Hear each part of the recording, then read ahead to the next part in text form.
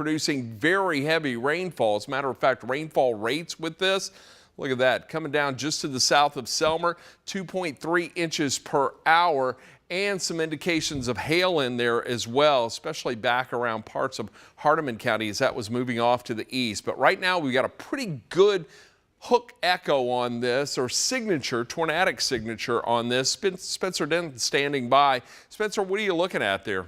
Right now, we are looking at the rotation detection on this, Ron, and it's showing kind of this S shape that you and I have talked about many times before with some of these storms. I'm going to zoom out just a little bit to show you where we are at and where we are located at this moment. So this is moving into the west side of Corinth right now, Rustler Junction, and so the core of this rotation right around, I'm going to go street level for you here, U.S. Highway 45. So it's moving over Highway 45 at the intersection of Highway 2. That's where we're seeing this rotation. Now, it's a pretty broad area of rotation that's moving into the city of Corinth. You can see this is the city of Corinth right now, moving over West Linden Street and moving over Fulton Drive as well. This is moving to the southeast at about 35 miles per hour. So these are the areas that we continue to watch. Ron, I'm going to go back to you because it looks like lost the system there. Yeah, let's do it. So as Spencer was mentioning, as this is bearing down on the town of Corinth, let me zoom in a little tighter and let's take a look and put a track on this right now. So you've got this Boeing segment that's pushing in, but it's an area that's within that is caused the National Weather Service to just keep a close eye. You see this little area right here.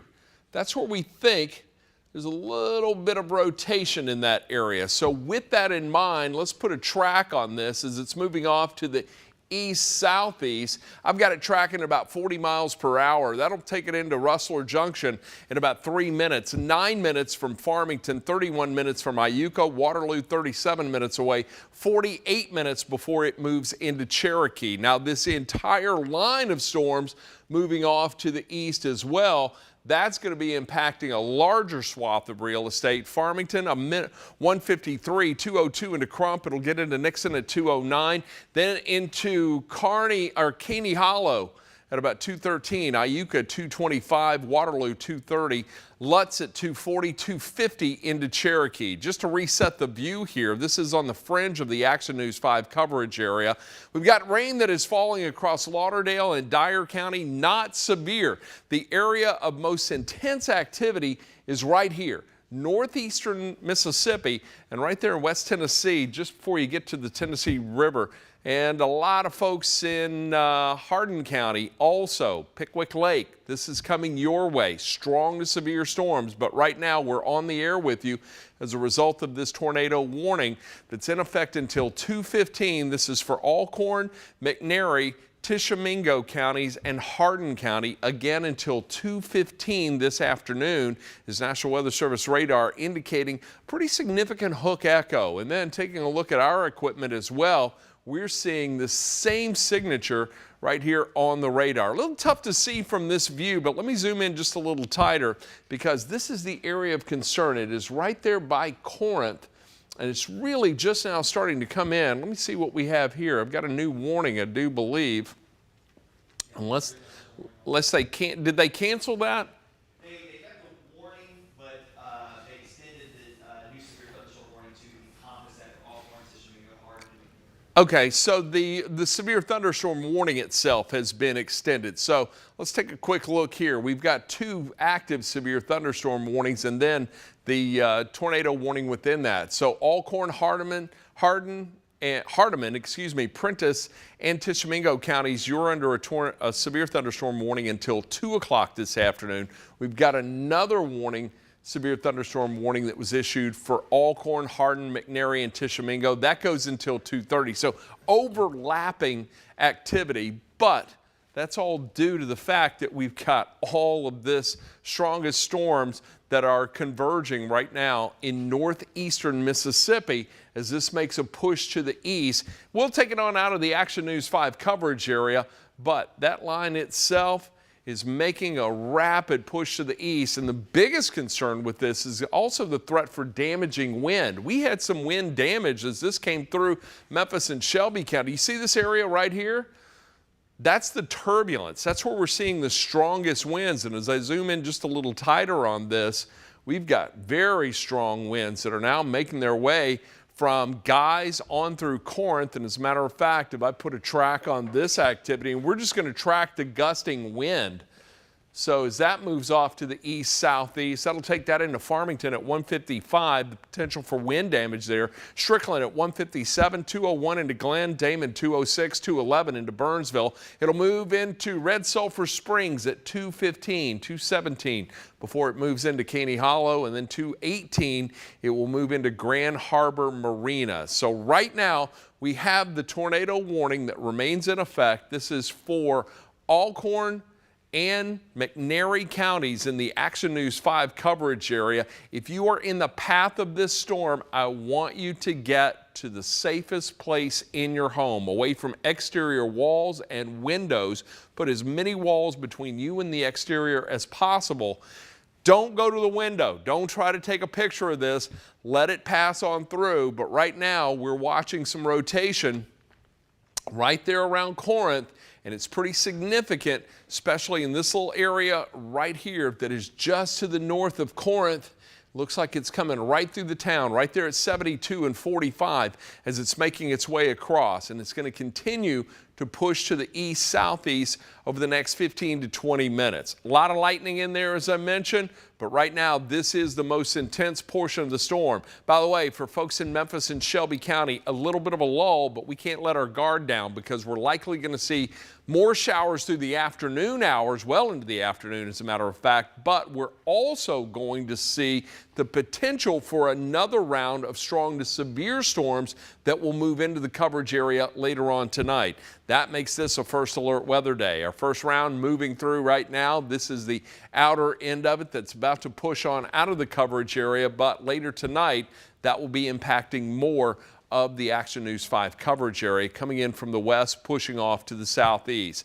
Now, we've seen a lot of rainfall with this system. Right now, flooding could also be an issue, and there has been some indication of hail. But the lightning, absolutely tremendous. And taking a look at that lightning, 832 strikes of lightning now associated with that. So the lightning counter actually increasing. That's also an indication the hail may also be increasing. At one point, we had some radar indications around Hardeman County of hail just under an inch in size. As this came through East Memphis, it was producing 1-inch hail. And as a matter of fact, just taking a look at the entire loop of this system, you can see how it pushed on through, and it is this portion right now, started here in eastern Shelby County, that's now manifesting its way into northeast Mississippi, an area of just really untapped atmosphere. So there's a lot of instability in that area and the potential for the storm to continue to intensify, enhance, and right now we think it could be producing a tornado. Spencer, you've got a pretty good look at the rotation track on that. Anything that's catching your eye on there? Ron, still looking at some broad rotation with this system right now. In fact, looking at that rotation track, you can actually see where the track began and where it continues to go. As we take this full screen, I want to show you what we're looking at here. Again, this rotation started back here, and let me just zoom out a little bit, and I can line this out for you. It's basically from Middleton all the way back to Corinth is where this line started. Now, of course, you folks in Middleton are good to go. You're out of this warning completely, but the area that we continue to watch is this area just down to the south and east of Corinth along Highway 72 and now east of Highway 45. So south of the Farmington community, seeing some small rotation there. Again, it doesn't look too intense at this point, but it's something we'll continue to watch. Let me zoom back in. There's the core of the rotation. It looks like some of that rotation is just to the north of Farmington as well right now around the Kendrick Road area. So that's where we're seeing potentially at least maybe a funnel cloud. We've had some funnel clouds spotted with this, but so far this has been mainly upper level rotation with this. No reports, any confirmed reports of a tornado at this point. This is radar indicated right now. So radar indicated possible tornado east of Corinth. But again, these are all, this is a radar indicated warning as well. So Ron, we're watching this closely, but again, rotation east of Corinth as of right now. Okay, so, and we also have a severe thunderstorm watch that was just issued by the National Weather Service. This is going to remain remain in effect. And really, it's just outside our coverage area. They just issued this at 1:51, and it encompasses Alcorn County. It's a small swath of northeast Mississippi, but primarily Middle Tennessee for areas that are along and south of I-40, east of the Tennessee River, and for a pretty good portion of northern Alabama. So the shoals of Alabama included in this now, as is Middle Tennessee. But it's one county in the Action News 5 coverage area that is currently under a severe thunderstorm watch. But we still have the active warnings in place, and as we take a look at this whole line, as it continues to make its way through, that's the most intense portion of it that is rapidly pushing off to the east, and we'll take it on out of the coverage area. But right now, our greatest concern are for the folks in the town of Corinth, as well as Alcorn and McNairy counties, as this is moving through the Action News 5 coverage area. It's just about to move out of Alcorn County, McNairy County. Selmer, you're pretty much in the clear in regards to severe weather. You still got some very heavy rain that's coming down in that area. But right now, the most intense is going to be right here as it's making its way through the town of Corinth, and we have that active tornado warning that remains in place. I'm going to put another track on this. Let's track this entire line within the tornado polygon and severe thunderstorm polygon just to the south of that.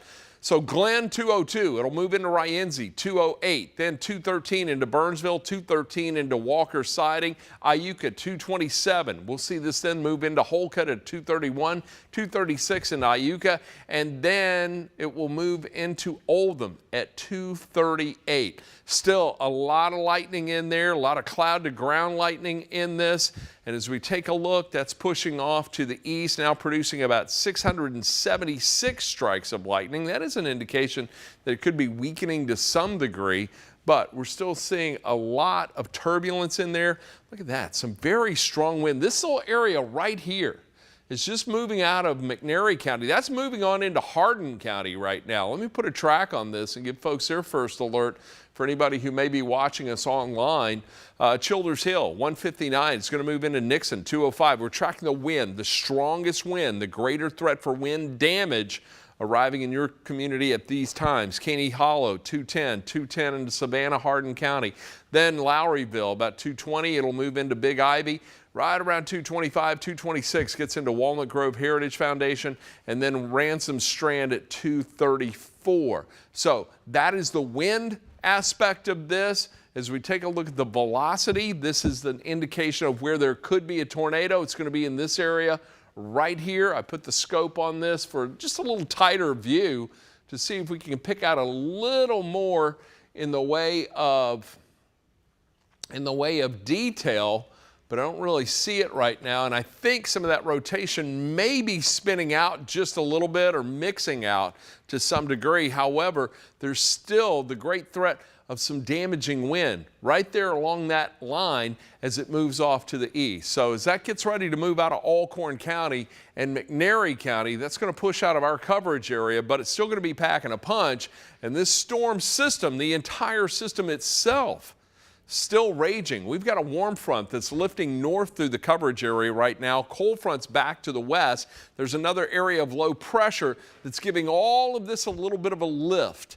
And as a result, that's increasing the instability that has produced the heavy rain and thunderstorm activity we've seen in the early part of the day so far, and that is going to lead to our next round that will be moving in later on tonight. Spencer, you back up and Adam, you've got some storm reports I see right around the Memphis metro. Anything you want to point out? Yeah, with these storms, Ron, that have been moving through, most of them producing damage here in Shelby County. So this was in portions of Shelby County, and this is actually, should say Wednesday. I didn't have a chance to change that on there. But as we go through the day, again, we've seen these damage reports right here inside of the loop. This is inside the 240 loop. So pretty good wooden damage in portions of East Memphis. In the Sherwood Forest area, we saw damage, mainly wind and hail. Again, we've had up to quarter-size hail or larger with these storms. So These storms are the same ones now that are moving through portions of northeast Mississippi. So I'll go back to the radar here real quick. And again, this is the same complex of storms that produced damage here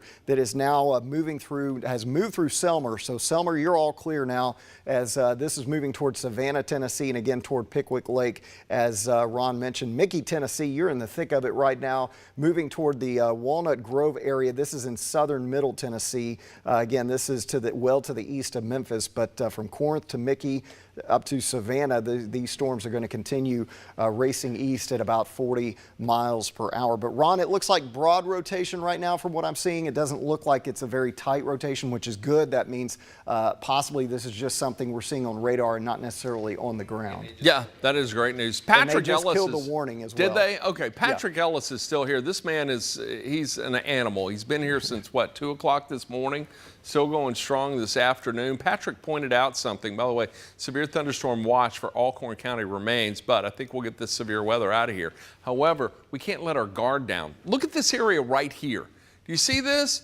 Let me point this out. We've got temperatures that are close to 90 degrees from Helena through Marks, Tunica, even around Oxford. There's been no rain cool there. This is really the boundary right here. The warm front lifting north. That's where we're getting that rain cooled air coming into play, but now warm air filling in behind that. And as a result, that's going to set up an environment for storms that will develop later tonight to really fire up quickly, and we could get some of that warm air making its way into the Memphis metro. We're going to continue to watch this, and of course we'll keep you updated now that there is no longer a tornado warning for Alcorn or McNairy County. That has been canceled. You still have a severe thunderstorm warning that remains in effect for Alcorn, Hardin, McNairy, and Tishomingo. That's going to go until 2:30 this afternoon.